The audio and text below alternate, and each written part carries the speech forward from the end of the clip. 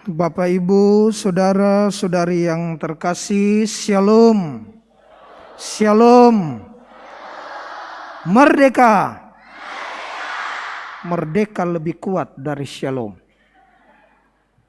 Kenapa? Karena jarang teriaki, ya, disoraki. Pekik merdeka 77 tahun yang lalu menggema di seantero jagat Nusantara. Orang mengalami satu suasana sebagai ungkapan atau ekspresi kebebasan.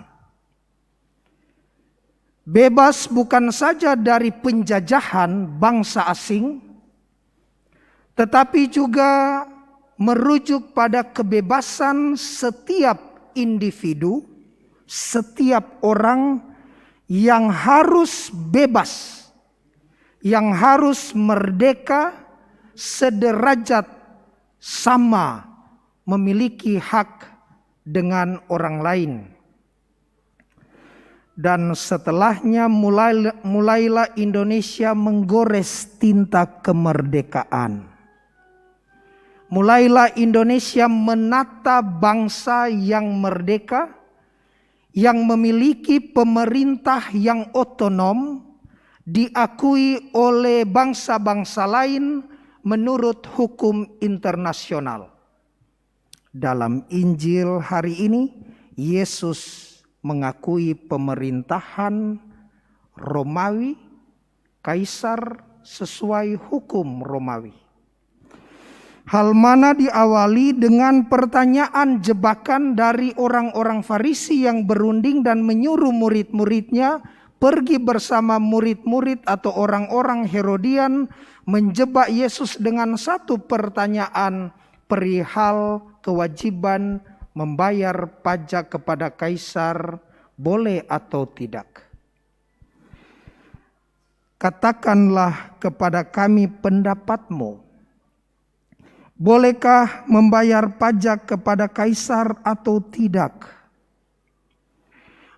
Orang Yahudi memiliki pepatah, barang siapa memakai uang yang bergambar seorang yang memegang pemerintahan, maka dia harus mengakui orang itu sebagai raja. Yesus bertanya, tunjukkan kepadaku mata uang untuk pajak itu. Kalian bertanya, boleh membayar pajak atau tidak? Mana uangnya? Mereka memberikan 1 dinar kepada Yesus yang bergambar Kaisar. Dan Yesus mengembalikan pertanyaan, ini gambar siapa? Ini tulisan siapa? Gambar dan tulisan siapakah ini? Dan mereka menyahut, Kaisar. Bagi sebagian orang Yahudi yang konservatif, yang kolot, mereka tidak akan mau melihat, jangankan memegang, melihat. Melihat koin atau uang yang bergambar seorang manusia. Pantang bagi orang Yahudi yang konservatif. Mengapa? Karena ini menodai hukum yang kedua dalam Aseret Hadefarim sesuai Keluaran 20 ayat 4 tentang jangan membuat bagimu patung ukiran yang menyerupai apapun. Jadi mereka tidak akan sentuh, apalagi mereka tidak akan lihat, apalagi mereka sentuh. Akan menodai hukum 10 perintah Allah. Dan bagi orang Yahudi, pajak adalah satu ketentuan yang mencekik rakyat kecil. Bahkan bagi mereka memusuhi itu pemungut pajak. Yesus mau ditempatkan di tengah-tengah jebakan antara membela orang kecil ini, jangan membayar pajak, bangsa Yahudi, atau membela Kaisar. Membela Kaisar dibenci bangsa Yahudi, membela bangsa Yahudi, ditangkap oleh penguasa. Tetapi jawaban Yesus mencengangkan dan sangat bijak. Ketika Yesus bertanya kepada mereka dan mereka menjawab gambar dan tulisan kaisar, di luar dugaan Yesus mengatakan, berikanlah kepada kaisar apa yang wajib kamu berikan kepada kaisar, dan berikanlah kepada Allah apa yang wajib kamu berikan kepada Allah.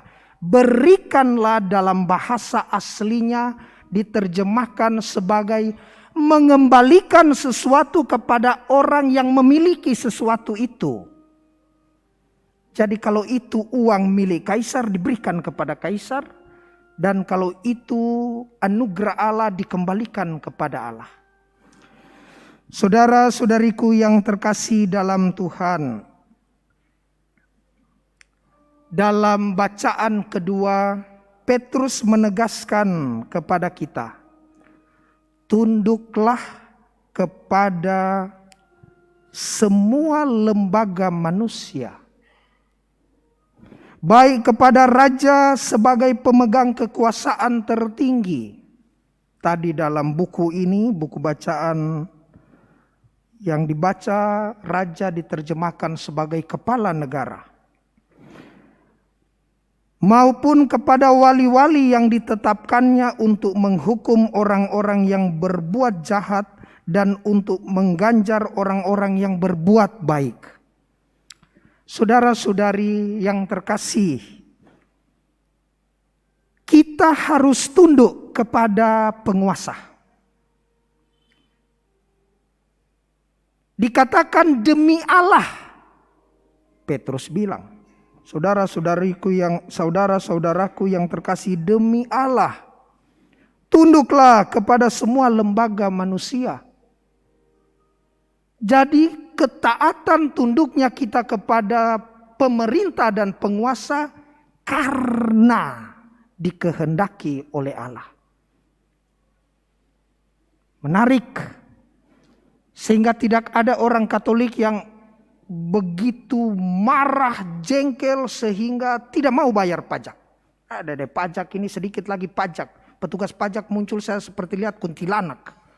Dia muncul, saya masuk di kamar mandi. Pesan sama teman karyawan, bilang saya lagi keluar. Ternyata di bawah kakinya kelihatan dan tukang pajak bilang kalau dia keluar bawa kakinya, jangan tinggalkan di rumah. Tapi pemerintahan yang bagaimana? Bacaan pertama menjawab, pemerintah yang bijak. Tunduk kepada pemerintah yang bijak, yang menjamin ketertiban dalam masyarakat, pemerintah yang arif, seperti para penguasa demikian pula para pegawainya, seperti pemerintah kota demikian pula para penduduknya. Raja yang tidak terdidik membinasakan rakyatnya, tetapi sebuah kota sejahtera berkat kearifan para pembesarnya. Pertanyaannya bagi kita sekarang di usia bangsa 77 tahun. Apakah kita sungguh bersyukur dengan mengisi kemerdekaan lewat cara kita masing-masing di tengah keluarga, di tengah hidup bertetangga, di tengah hidup bermasyarakat, di tengah hidup menggereja, mengumat? Apakah kita mengisinya dengan cara kita masing-masing? Apakah kita sudah selalu bersyukur diberikan kebebasan 77 tahun setelah 350 tahun dijajah oleh Belanda, Jepang, sekarang 77 tahun menghirup udara Indonesia dengan bebas. Setelah kita 77 tahun menatap cakrawala Nusantara dengan lega. Setelah 77 tahun betapa tidak kita bersyukur bertanah air kaya dan subur. Dan di atas semuanya apakah kita sudah menjadi orang Katolik yang taat mendukung semua program pemerintah yang mensejahterakan rakyat. Salah satunya membayar pajak. Saudara-saudari yang terkasih, semoga kita hari ini dan seterusnya semakin menjadi 100% Katolik dan semakin menjadi 100% Republik. Semoga demikian.